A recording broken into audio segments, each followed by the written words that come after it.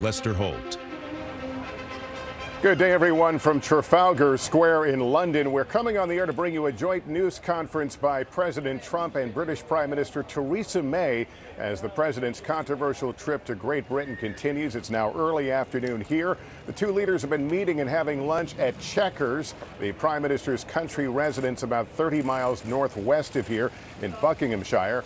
This all follows President Trump's explosive interview with the British paper The Sun, where he harshly criticized May's handling of Brexit and praised her rival, the former Foreign Secretary Boris Johnson. Here's the President and the Prime Minister. The United States to Chequers today on his first official visit to the United Kingdom. No two countries do more together than ours to keep their people safe and prosperous. And we want to deepen that cooperation even further to meet the shared challenges we face now and in the years ahead. This morning, President Trump and I visited Sandhurst, where we saw a demonstration of joint working between British and American special forces. Just one example of what is today the broadest, deepest and most advanced security cooperation of any two countries in the world.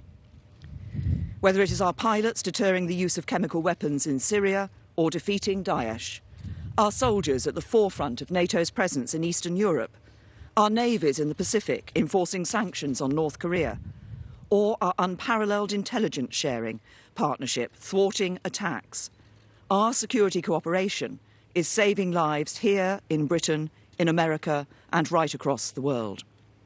That partnership is set to grow, with our armies integrating to a level unmatched anywhere, and the UK set to spend £24 billion on US equipment and support over the next decade. Today, we've also discussed how we can deepen our work together to respond to malign state activity, terrorism and serious crime. In particular, on Russia, I thanked President Trump for his support in responding to the appalling use of a nerve agent in Salisbury, after which he expelled 60 Russian intelligence officers. And I welcomed his meeting with President Putin in Helsinki on Monday. We agreed that it is important to engage Russia from a position of strength and unity, and that we should continue to deter and counter all efforts to undermine our democracies. Turning to our economic cooperation, with mutual investment between us already over $1 trillion, we want to go further. We agreed today that as the UK leaves the European Union, we will pursue an ambitious US-UK free trade agreement. The Chequers Agreement reached last week provides the platform for Donald and me to agree an ambitious deal that works for both countries right across our economies. A deal that builds on the UK's independent trade policy, reducing tariffs, delivering a gold standard in financial services cooperation, and as two of the world's most advanced economies, seizing the opportunity of new technology. All of this will further enhance our economic cooperation, creating new jobs and prosperity for our peoples for generations to come. The UK-US relationship is also defined by the role we play on the world stage. Doing this means making tough calls, and sometimes being prepared to say things that others might rather not hear.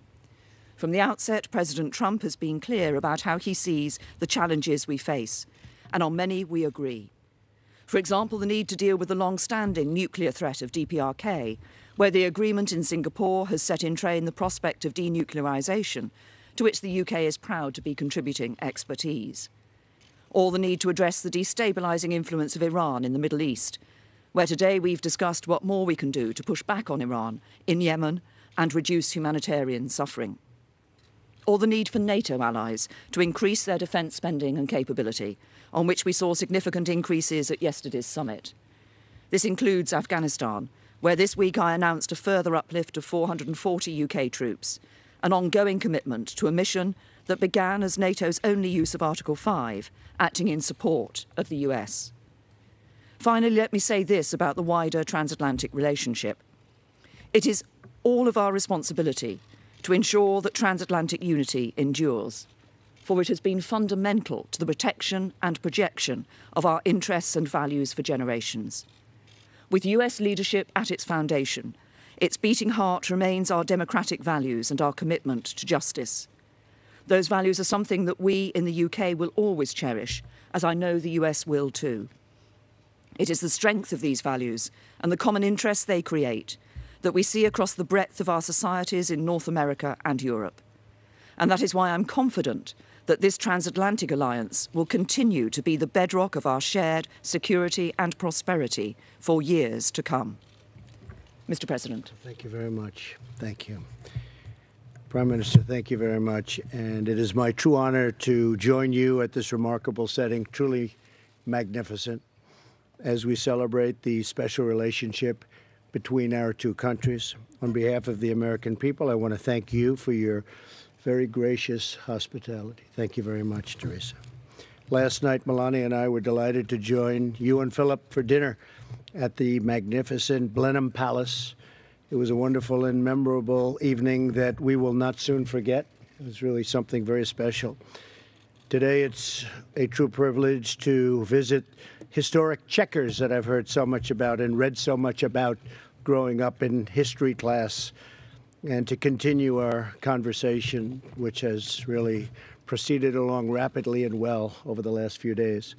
For generations, our predecessors have gathered at this stunning retreat to strengthen a bond that is like no other. The relationship between our two nations is indispensable to the cause of liberty, justice, and peace. The United Kingdom and the United States are bound together by a common historic heritage, language, and heroes. The traditions of freedom, sovereignty, and the true rule of law were our shared gift to the world. They're now our priceless inheritance to a civilization. We must never cease to be united in their defense and in their renewal. Before our dinner last night, Melania and I joined Prime Minister May, Mr. May, and the Duke and Duchess of Marlborough for a tour of the Winston Churchill exhibit at Blenheim Palace. It was something very special.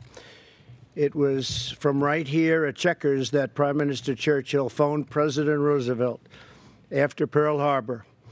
In that horrific war, American and British service members bravely shed their blood alongside one another in defense of home and in defense of freedom. And together we achieved a really special, magnificent victory, and it was total victory. Prime Minister May and I have just come from a very productive NATO summit. That was truly a productive summit, where my top priority was getting other NATO members to pay their full and fair share, and the Prime Minister was right there with me. I want to thank you, Prime Minister, for the United Kingdom's contribution to our common defense. The UK is one of the handful of nations, 5 out of 29. Not good, but it's going to get better really fast. In addition to the United States meeting the 2% GDP minimum defense spending commitment.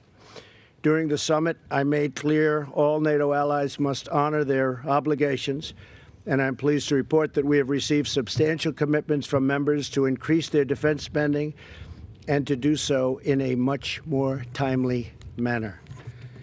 In our meetings today, the Prime Minister and I discussed a range of shared priorities, including stopping nuclear proliferation. I thanked Prime Minister May for her partnership in our pursuit of a nuclear-free North Korea. It's been a tremendous help. The Prime Minister and I also discussed Iran. We both agree that Iran must never possess a nuclear weapon, and that I must halt, and we must do it, and I'm going to do it, and she's going to do it, and we're all going to do it together. We have to stop terrorism. It's the scourge. We have to stop terrorism, and we have to get certain countries, and they've come a long way, I believe. The funding of terrorism has to stop, and it has to stop now. I encourage the Prime Minister to sustain pressure on the regime, and she needed absolutely no encouragement because she, in fact, also encourages me. And we're doing that, and we're doing that together, very closely coordinated. The United Kingdom and the United States are also strengthening cooperation between our armed forces who serve together on battlefields all around the world. Today, the Prime Minister and I viewed several U.S.-UK Special Forces demonstrations. We saw some demonstrations today, frankly, that were incredible. The talent of these young, brave, strong people. We saw it at the Royal Military Academy at Sandhurst. Seamless cooperation between our militaries is really just vital to addressing the many shared security threats. We have threats far different than we've ever had before. They've always been out there, but these are different, and they're severe, and we will handle them well. We also recognize the vital importance of border security and immigration control. In order to prevent foreign acts of terrorism within our shores, we must prevent terrorists and their supporters from gaining admission in the first place. Border security is a national security problem. And in the United States, we are working very hard to get the Democrats to give us a couple of votes so we can pass meaningful and powerful border security. I also want to thank Prime Minister May for pursuing fair and reciprocal trade with the United States. Once the Brexit process is concluded and perhaps the UK has left the EU, I don't know what they're going to do, but whatever you do is okay with me. That's your decision. Whatever you're going to do is okay with us. Just make sure we can trade together. That's all that matters. The United States looks forward to finalizing a great bilateral trade agreement with the United Kingdom. This is an incredible opportunity for our two countries, and we will seize it fully. We support the decision of the British people to realize full self-government, and we will see how that goes. Very complicated negotiation and not an easy negotiation, that's for sure. A strong and independent United Kingdom, like a strong and independent United States, is truly a blessing on the world. Prime Minister May, I want to thank you again for the honor of visiting the United Kingdom, a special place. My mother was born here, so it means something maybe just a little bit extra, maybe even a lot extra. And we had a wonderful visit. Last night, I think I got to know the Prime Minister better than at any time. We spent a lot of time together over a year and a half, but last night we really, I was very embarrassed for the rest of the table. We just talked about lots of different problems and solutions to those problems, and it was a great evening. As we stand together this afternoon at Chequers, we continue a long tradition of friendship, collaboration, and affection between ourselves and also between our people. The enduring relationship between our nations has never been stronger than it is now. So, Madam Prime Minister, thank you very much. It's been an honor. Thank you. Thank you, Teresa. Thank you, Mr. President. Thank you. Thank you. Now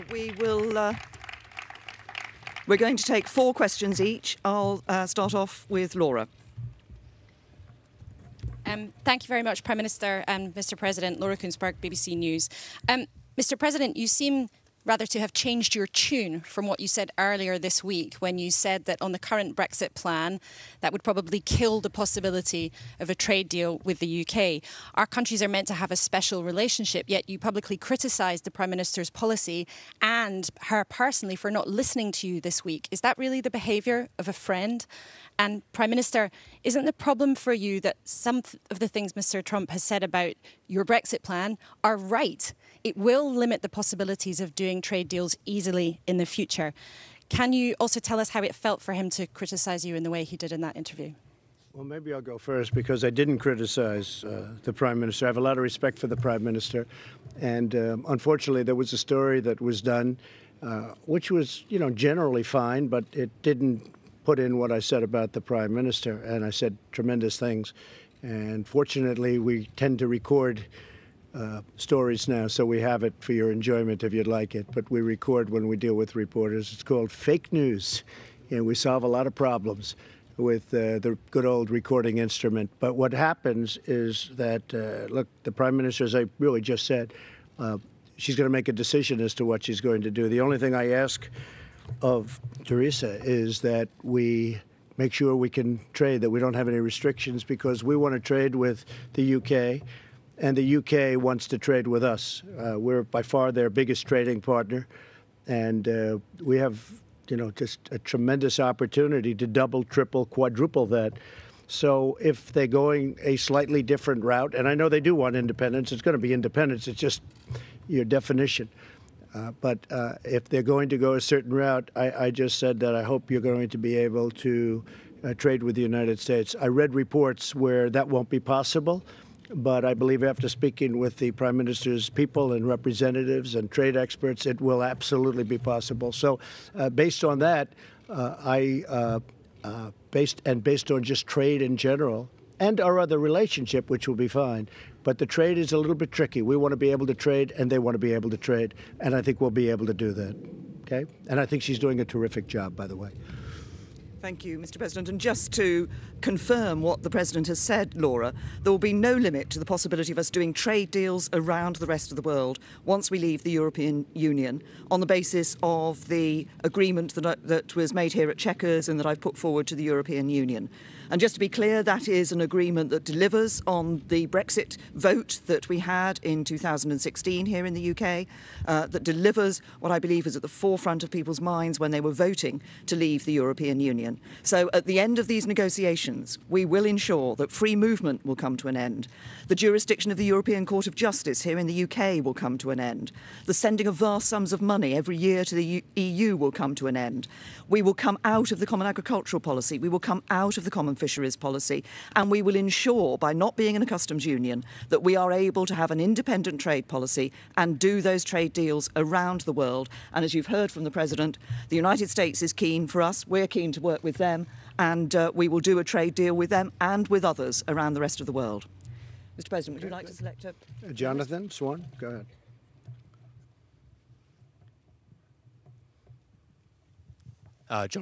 Jonathan Swan from Axios. Mr. President, two questions, if I may. The first one, now your British trip is coming to a close. Could you tell us the 3 or 4 things you hope to achieve in your meeting with Vladimir Putin? And the second question, what's the benefit to America of having tens of thousands of American troops stationed in Europe? Thank you. So I'll be meeting with President Putin on Monday. We go into the meeting with a tremendous meeting that we had with NATO. Most of you have reported it correctly. It was certainly it was testy at the beginning, but at the end everybody came together and they agreed to do what they should do, and actually what they've committed to do, which you fully adhered to. You didn't have a problem, but some people did. And we left that meeting, I think, probably more unified and wealthier as a group than ever before. So we go in strong. We'll be talking to President Putin about a number of things. Ukraine. We'll be talking about Syria. We'll be talking about other parts of the Middle East. I will be talking about nuclear proliferation because we are massively, you know what we've been doing. We've been modernizing and fixing and buying, and it's just a devastating technology. And they likewise are doing a lot. And it's a very, very bad policy. We have no choice. But we are massively big, and they are very big. And I'll be talking about nuclear proliferation. That would be a great thing if we could do. Now, it's not only us. It's not only Russia and the United States. It's other countries also. But we're the two leaders. We would be the leader. They would be second. I guess China would be third. I think we'll all be talking about that. To me, Jonathan, I think that would be a tremendous achievement if we could do something on nuclear proliferation. And we'll be talking about other things. I know you'll ask, will we be talking about meddling? And I will absolutely bring that up. I don't think you'll have any, gee, I did it, you got me. There won't be a Perry Mason here, I don't think, but you never know what happens, right? But I will absolutely, firmly ask the question. And hopefully we'll have a very good relationship with Russia. I think having, and the Prime Minister would agree, if we have a good relationship with Russia and with China and with other countries, that's a good thing, not a bad thing. So hopefully that will happen, Jonathan. Okay? Here's the second one, which was about the troops. What's the benefit to America? The benefit to America? Yeah, the troops where, though? Where? Well, look, there is a benefit. There's a psychological benefit and there's a military benefit. There's also a benefit not to do it. I mean, I was prepared to do things that would have been somewhat harsh yesterday. A lot of people were surprised that NATO all came together at the end. But, and it wasn't a threat. I mean, it was just an unfair situation. The United States was paying, anywhere from 70 to 90, and I choose 90, depending on the way you want to calculate. We were paying 90% of the cost of NATO, and NATO is really there for Europe much more so than us. It helps Europe, whether, no matter what our military people or your military people say, helps Europe more than it helps us. That being said, it is a great unifier. You know, we have 29 countries, and there was a lot of love in that room. So I think, and we have a lot more than, you know, Jonathan, when you say 10,000 troops, we have a lot more than 10,000 troops. How much? Tens of thousands. Oh, tens of. I thought you said 10,000. Because in Germany we have 52,000 troops, and we have a lot of troops in Europe. That being said, we're helping Europe, they're helping us, we're all together, and I'm fine with it. Thank you. And by the way, very importantly, they're now paying their way in a much more rapid fashion. Yes. Thank you. Francis. Francis Elliott, The Times. Prime Minister, I wonder whether you agree with the President of the United States that immigration has damaged the cultural fabric of Europe. And, President, perhaps you could elaborate on that remark. What do you mean by that? You want to go first? I think it's been very bad for Europe. I think Europe is a place I know very well, and I think that what has happened is very tough. It's a very tough situation. I mean, you see the same terror attacks that I do. We see them a lot.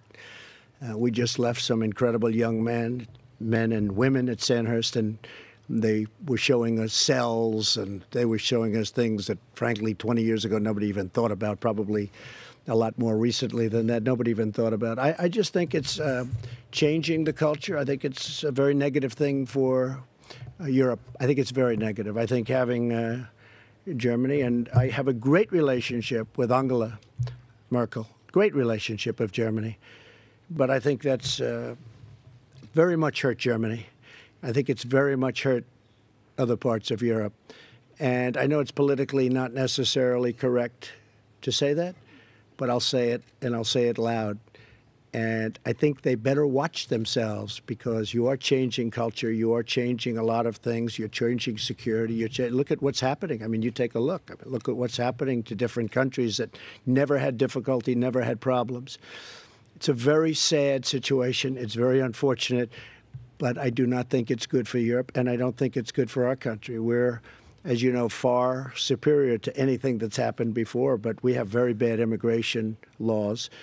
And we're doing incredibly well, considering the fact that we virtually don't have immigration laws. We have laws that are so bad, I don't even call them laws. I call them, it's just like you just walk across the border. You walk across the border, you would put one foot on the land, and now you're tied up in a lawsuit for 5 years. It's the craziest thing anyone's ever seen. So I would just make that recommendation to Europe. I've made it very loud and clear. I made it yesterday. 29 countries total, and that's the way I feel. The UK has a proud history of welcoming people who are fleeing persecution to our country. We have a proud history of welcoming people who want to come to our country to contribute to our economy and contribute to our society. And over the years, overall immigration has been good for the UK. It's brought people with different backgrounds, different outlooks here to the UK, and we've seen them contributing to our society and to our economy. Of course, what is important is that we have control of our borders. What is important is that we have a set of rules that enables us to determine who comes into our country. And of course, that is what, as a government, we have been doing for a number of years and will be able to continue to do in the future. Mr. President. Mr. President, thank you very much. Mr. President, you have spent the week taking on NATO allies, criticizing Prime Minister May on her own soil. Right. And I wonder are you giving Russian President Vladimir Putin the upper hand heading into your talks, given that you are challenging these alliances that he seeks to break up and destroy? See, that's such dishonest reporting because, of course, it happens to be NBC, which is possibly worse than CNN. Possibly. Let me explain something. We have left NATO with more money, with more unity, with more spirit than NATO probably has ever had. We have a strong and powerful NATO. When I became president, we didn't. We had people that weren't paying their bills. We had people that were way down. We had people that weren't following their commitments. In addition to that, we've become an oil exporter, which would not have happened under the past regime or a new regime if it weren't us. We have built up our military, $700 billion, and then next year, as you know, $716 billion. When you look at what we've done in terms of Russia, I guarantee whoever it is in Russia, they're saying, oh, gee, do we wish that Trump was not the victor in that election. We have been far tougher on Russia than anybody, and probably than, look, I'm not going to go down 100 years, but certainly we have been extremely tough on Russia, including the fact that when the prime minister called, when they had a horrible thing happen right here, very close by, she asked, would I do something, and maybe I'd let you tell the number, and it was far greater than anybody else, including the prime minister. We expelled how many people? 60. 60.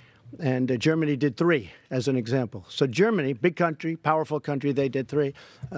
The fake news doesn't want to talk about it. So it really is. We have been very strong on Russia. Now, with all that being said, if I had a relationship with Putin, I don't know him. I met him twice, maybe 3 times, 2.5 times. Most of you were there when we did. We met him at the G20. And if we could develop a relationship, which is good for Russia, good for us, good for everybody, that would be great. If I had a relationship with China, you know, we're in a big trade situation with China, as an example, where we're behind every year for many years, $500 billion. It's just not going to happen anymore.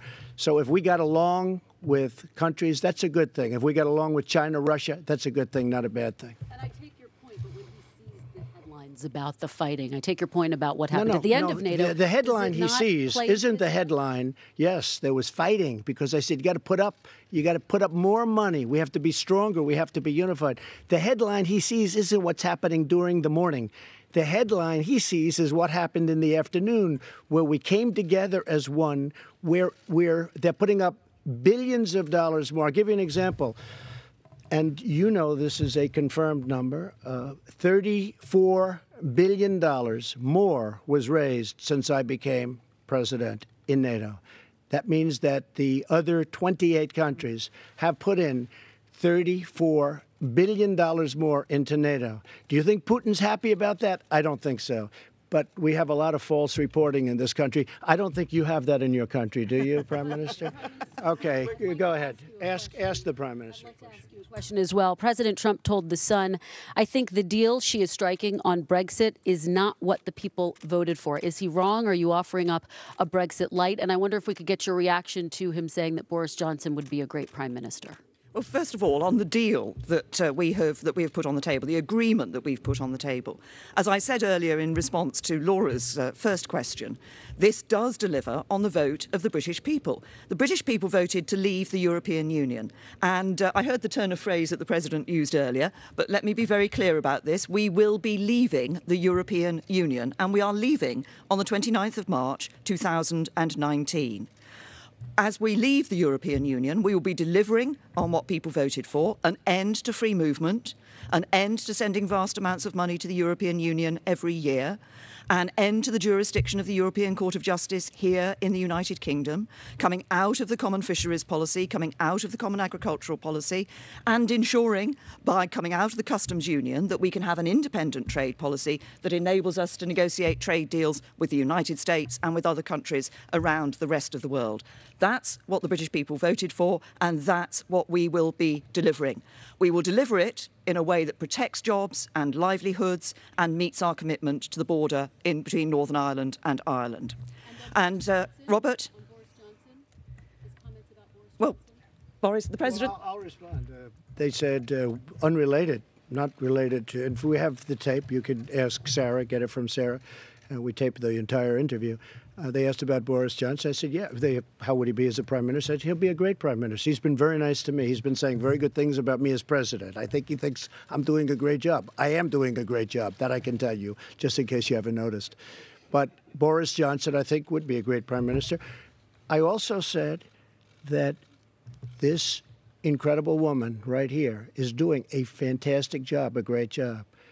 And I mean that. And I must say that I have gotten to know Theresa May much better over the last 2 days than I've known her over the last year and a half. I mean, we've spent more time in the last 2 days Yesterday I had breakfast, lunch, and dinner with her. Then I said, what are we doing tomorrow, which is today? Oh, you're having breakfast and lunch with Theresa May.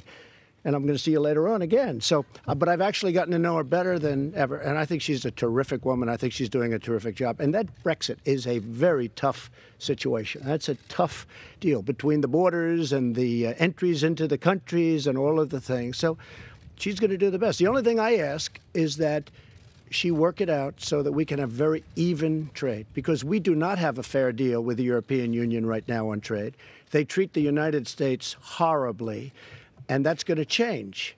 And if it doesn't change, they're going to have to pay a very big price. And they know what that price is. So they're coming over on July 25th to see me. And hopefully we can work something out. But they have barriers that are beyond belief. Barriers where they won't take our farm products. They won't take many of our things, including our cars. They charge us tariffs on cars far greater than we charge them. As you know all these things. And last year, Theresa, we lost $151 billion with the European Union. So we can't have that. We're not going to have that any longer, okay? Thank you. Robert. Robert Peston, ITV. Mr. President, how would you characterize your relationship with the United Kingdom? More special than with other countries? And by the way, on farm products, I think on the Prime Minister's deal, you wouldn't be allowed to export many of your farm products to the UK. Would that be a problem for you? Prime Minister, the President said yesterday that he gave you advice about how to negotiate Brexit, that you didn't take that advice. I wondered what that advice was and whether you have any regrets about not taking it. Look, Robert, lots of people give me advice about how to negotiate with the European Union. My job is actually getting out there and doing it, and that's exactly what I've done. And as you know, as we've been going through these negotiations, there have been one or two sceptical voices, perhaps from some of you arrayed before me today, about whether we would achieve what we would achieve in December. We had got that joint report, that joint agreement on citizens' rights and those other issues. We got the implementation period in March. Now we've put forward a proposal. The two proposals the European Commission had put forward are not acceptable to the UK. We have said no to those, and that's why we have put our own proposal on the table for the future, which, like I've said in answer to other questions, delivers on the Brexit deal, but also ensures that we can have smooth trade with the European Union in the future. And in terms of the United States and trade with the United States, there will be questions on some of the trade issues about the standards we have here for certain products and how we want to deal with those in the trade deal. That will be a matter for the negotiations. So I would say I give our relationship in terms of grade the highest level of special. So we start off with special.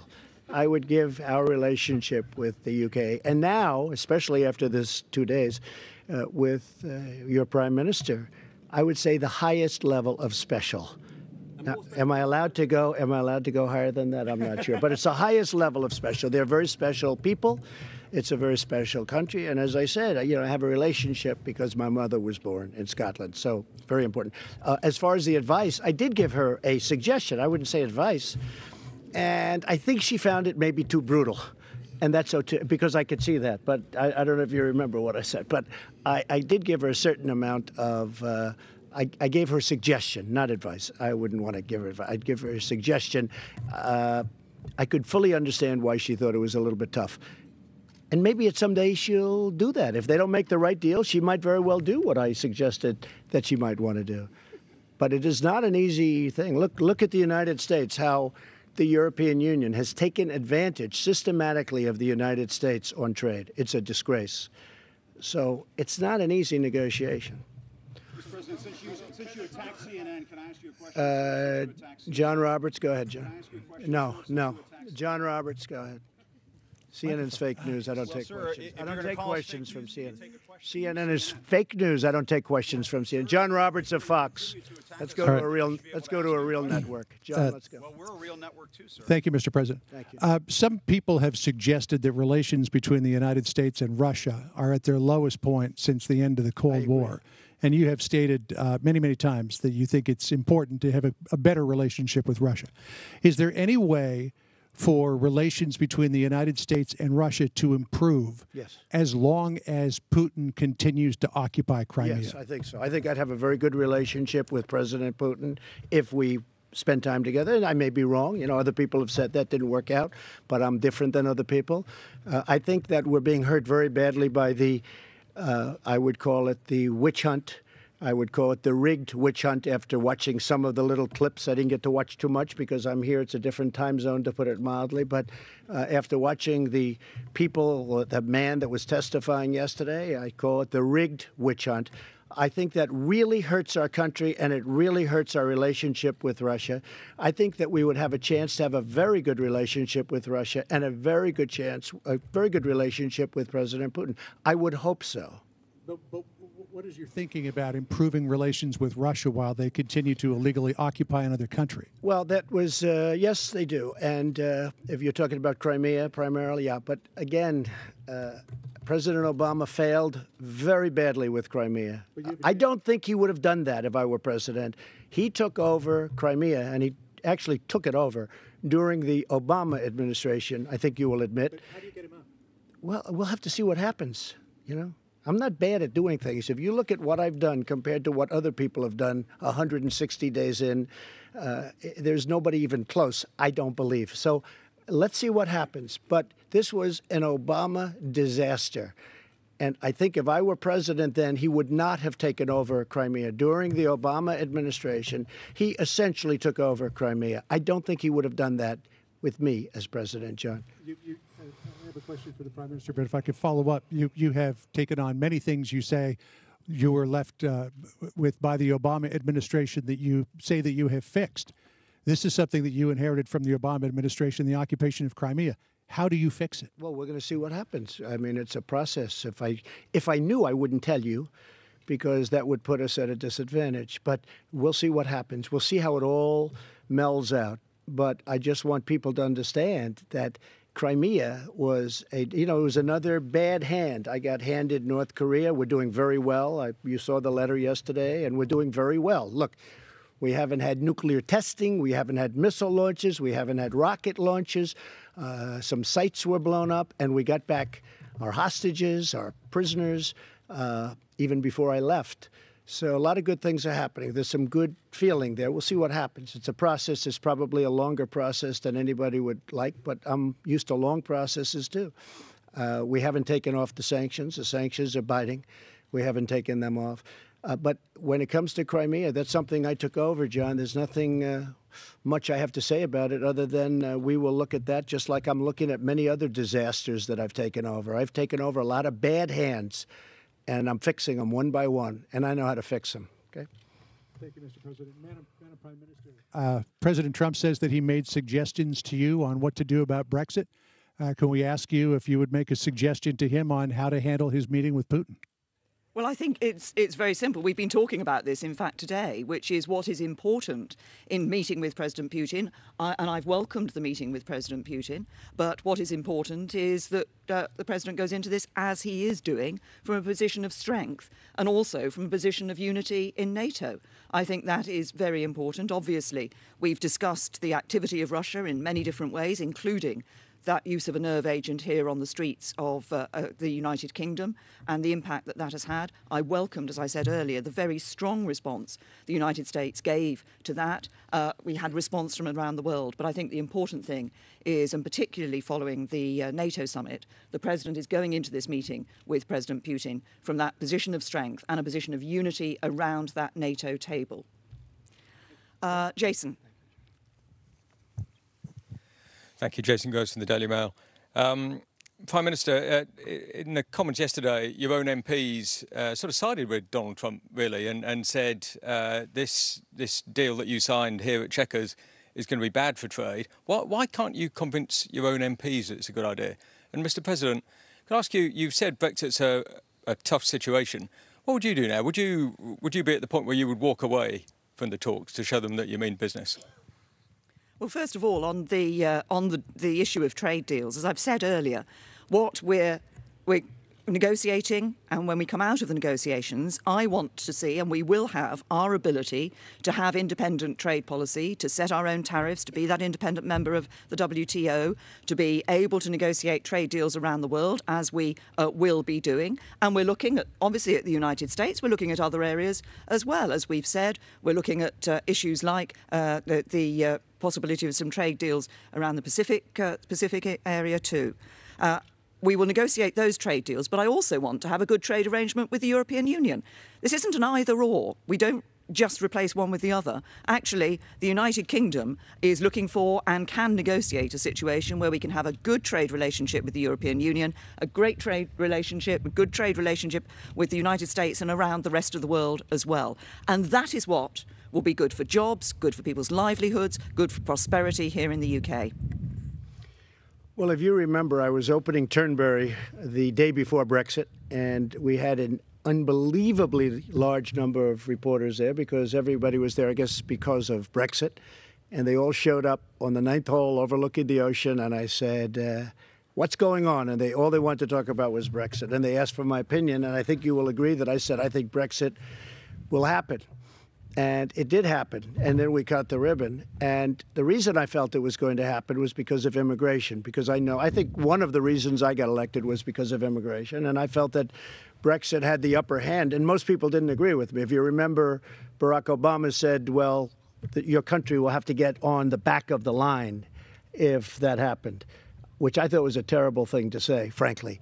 But I said I thought it was going to happen, and it did happen. And I also think that as far as negotiating the deal, I probably would have done what my suggestion was to the Prime Minister, but she can always do that.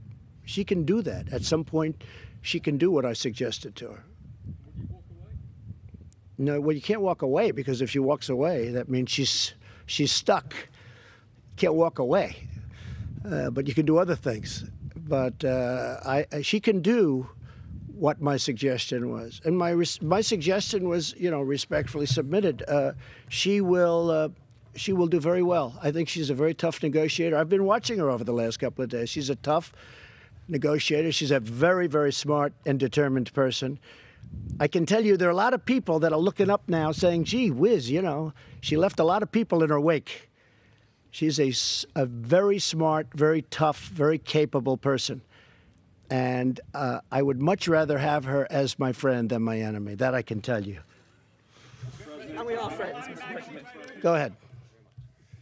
Jeff Mason from Reuters. I like your hat. Thank you, sir.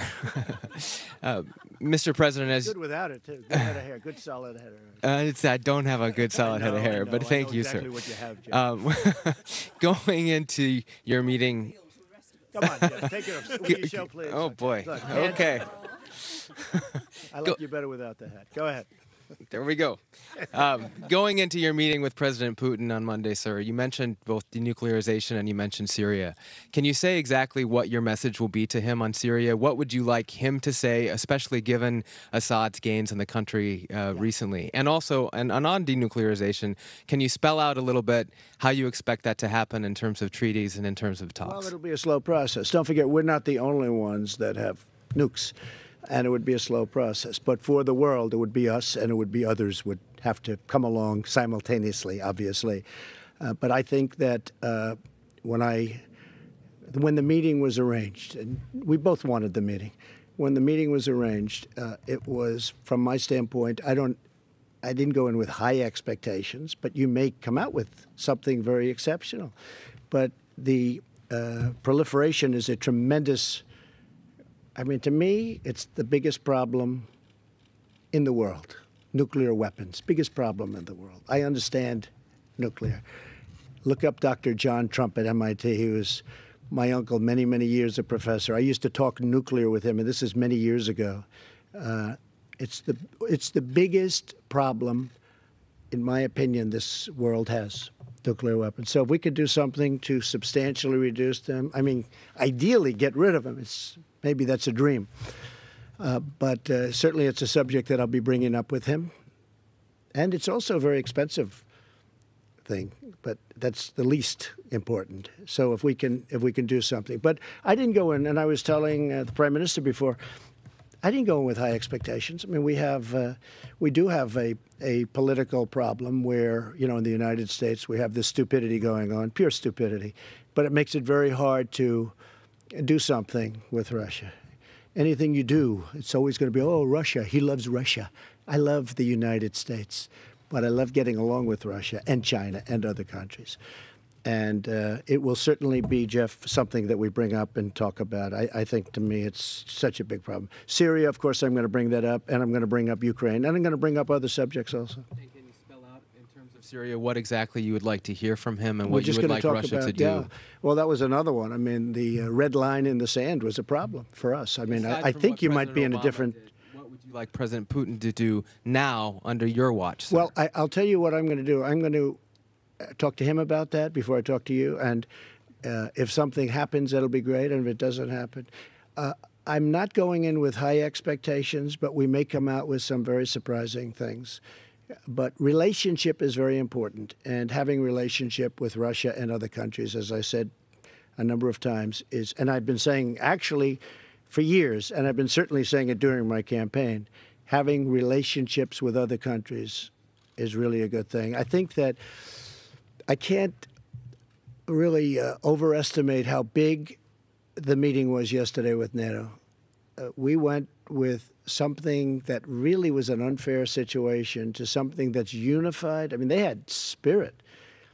Those people were getting up, and in the end, well, we are committing, and we're, you know, they can't go, you know, it's not like they can go immediately back. They have to go through their parliaments and their congresses and their representatives and whoever, whatever form they have, but they have to go through an approval process. But I'll tell you what, every single person in that room was gung-ho to get it done, get the money in. And even before that, as you know, $34 billion, and I think that the Secretary General, Stoltenberg, who's doing a terrific job, by the way, he said yesterday that because of President Trump, we've taken in $34 billion more for NATO. And I think the number is actually much higher than that, but $34 billion more, at least. And again, that's nothing that my opponent would have done. My opponent would have just kept going down. You know, it was going down. You see what was happening over the years. The numbers were going down. Now the number's way up, and now it's going way up higher. And that was, and he will tell you that, that was because of me. Prime Minister May, the president during his time in Brussels expressed concern about a pipeline between Russia and Germany. Do you share those concerns? And to follow up on some of the questioning from my colleagues in the British press and on the American side, did you feel undermined by President Trump's comments in The Sun about your Brexit plan and about Boris Johnson? No, look, I'm very clear that our Brexit plan will deliver on what the British people voted for, and we've had an excellent discussion here, as I've said, about, and as President Trump has said, about the possibility and the intent that we both have to have an ambitious trade deal going forward. And I think that's exactly where we'll be going, and that's very important for both of our countries. Actually, we have stood shoulder to shoulder with the United States in so many different ways over the years as a result of our special relationship, and we will show that even further through the trade arrangements that we will put in place in the future. And I have to just to finish off, Jeff. Just to finish off, I have to say, I said to that paper, The Sun, and they seem like two very nice people. But I said that Theresa May is one of them's nice, but I said, she said, sitting here. Oh, good. Where is that person? Where? Did I say nice things about Theresa May, please? Oh, good. Okay. If you reported them, that's good. Okay. Where? On the internet? I said very good things. Thank you very much for saying that. No, I said very good things about her. I didn't think they put it in, but that's all right. They didn't put it in the headline. I wish they put that in the headline. That's one of those things. And she's a total professional, because when I saw her this morning, I said, I want to apologize because I said such good things about you. She said, don't worry, it's only the press. I thought that was very professional. I might add, well, that's called being, oh, don't worry. They've been doing it to me and I do it to them. I do say, though, the pipeline, you asked about the pipeline. To me, it is a tragedy. I think it's a horrific thing that's being done, where you're feeding billions and billions of dollars from Germany primarily, and other countries, but primarily from Germany, into the coffers of Russia when we're trying to do something so that we have peace in the world. I think it's a horrible thing that Germany's doing. I think it's a horrible mistake. And as much as I like Angela, I was very open in saying it. I think it's a horrible thing that you have a pipeline coming from Russia. And I believe that Germany's going to be getting 50, 60, or even I've heard numbers of 70% of their energy coming in from Russia. And how can you be working for peace and working from strength when somebody has that kind of power over your country? I don't think it's good. You're not working from strength. You've given up all of your strength. I think it's very bad for Germany, very bad for the German people, and I don't think it's very good for NATO. You want to know the truth, so, okay? We said we would take 4 questions each, and we've taken 4 questions each. Just on the pipeline issue on the Nord Stream, we've been talking to the Germans about this. We've been talking to other countries within the European Union about this. And while we continue to sit around the EU table, this will be something that will be discussed at the European Union table. And obviously, we'll make our views known there. Mr. President, thank you. Can you share your views with us? Your position on Look, it? we have been discussing this with Germany. The President has made clear his concerns about what is happening. Angela Merkel made her position clear. Within the European Union, there are discussions to be held on this issue of Nord Stream 2, and we're talking to other countries within the European Union. And I think the President said earlier in response to a question about a future meeting he was going to have, that he'd tell you what was happening after that meeting. And you will see what comes out from the European Union. And while we're a member of the EU, because we still are until the 29th of March 2019, and then we're leaving. Thank you very much. Thank you. Thank you.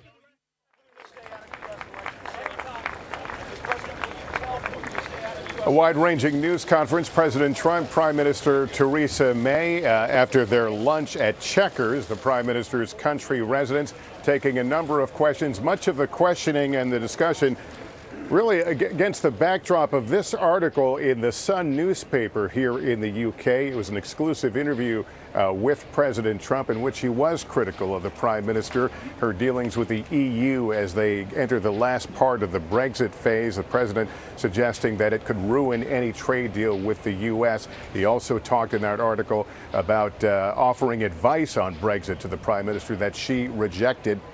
The President rejecting that article, essentially calling his own words fake news. The other notable thing here, the amount of daylight between the two of them on the issue of immigration. President Trump noting that, in his view, immigration has badly damaged Europe. The Prime Minister suggesting that in many ways it has been good for Europe. She also defended their ability to guard and control their own borders.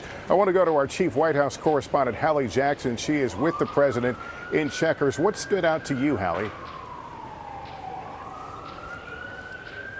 Lester, the 2 points you mentioned and then 2 more that I'll mention briefly here. You talked about the interview, that explosive interview that people in Britain woke up to, the front page of The Sun, in which the president did go after Theresa May's policies. There is an audio recording of it that has been posted by The Sun. What you heard the president try to do today at this news conference was draw a distinction between going after May personally and going after her policies. And this has been part of the damage control that we have seen from the White House almost since the minute this newspaper posted the new interview with Donald Trump. The president praised May in person. He praised the relationship between the two, and he turned the question back on the reporters who were asking it. Again, the president did go after the way that Theresa May is handling Brexit, that split from the European Union. She wants to keep some closer ties with the EU than some Brexit supporters had originally wanted, and that is what the president is zeroing in on. You also talked about the daylight between these two on immigration. Very stark between the president talking about Europe essentially losing its culture,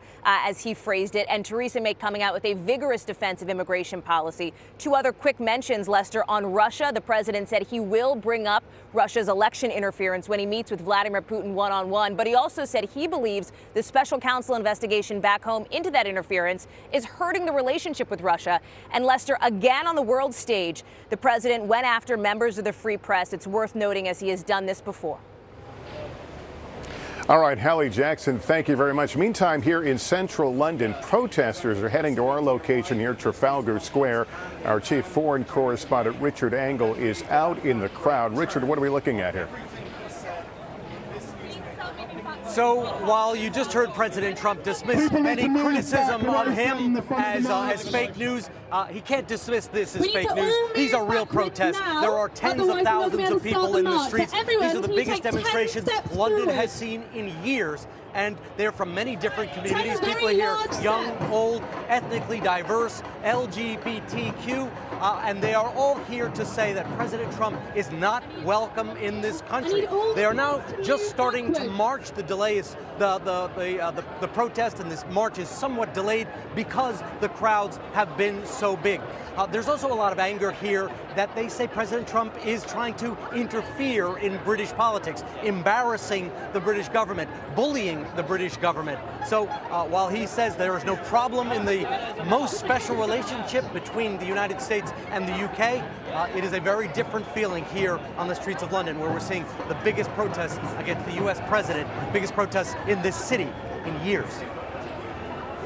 All right, Richard Engel, thank you. And again, that protest will move to where we are here at Trafalgar Square. The president will be meeting with the Queen a bit later on today. We'll be back on the air for that. He'll spend the weekend in Scotland. And then, of course, all this leading up to his summit meeting with Vladimir Putin in Helsinki on Monday. We'll, of course, have full coverage of the protests here, the remarks we heard at that news conference when we see you on NBC Nightly News live from London. For now, I'm Lester Holt, NBC News, London.